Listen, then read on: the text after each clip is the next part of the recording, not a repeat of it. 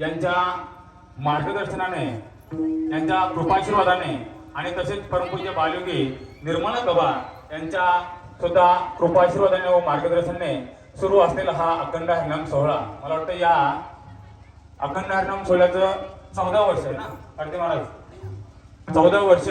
आणि या 14 वर्षातील या सप्ताहातील पहिल्या दिवसाची कीर्तन रूपी सेवा त्या ठिकाणी मध पांगराकडे आलेली आहे. त्या ठिकाणी गुरुवर्य मच्छनाथ बाबांनी आणि गुरुवर्य निर्मलाथ बाबांनी तसेच ग्रामस्थ मंडळ राजपूत या ठिकाणी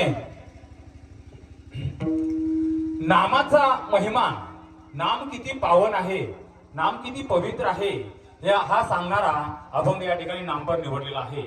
नामपरच का, सर्व अनुभवी मंडळी आहात.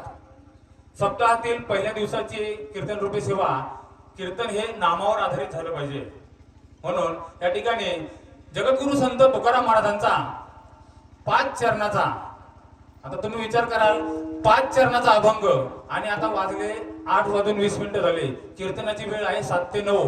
पण माय बापो लक्षात घ्या, मी 9च्या वर जाणार नाही. 9 वाजता या ठिकाणी सेवेला पूर्णविराम देऊ. विठ्ठल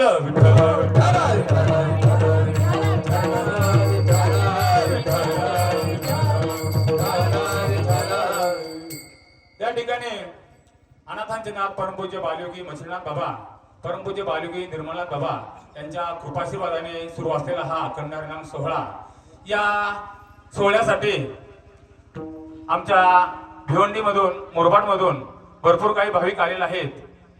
तद्वत या ठिकाणी उपस्थित स्थानिक भाविक राजपोर असेल, परिसरातील मंडळी असतील, ज्यांचं मी प्रथमतः आभार मानतो आणि सेवेला सुरुवात करतो. कोणत्याही आपल्या हिंदू रूढीप्रमाणे कोणत्याही शुभ कार्याला गणेशाय नमः वक्रतुंड महाकाय सूर्यकोटी समप्रभ निर्विघ्नं कुरु देव सर्व कार्येषु सर्वदा.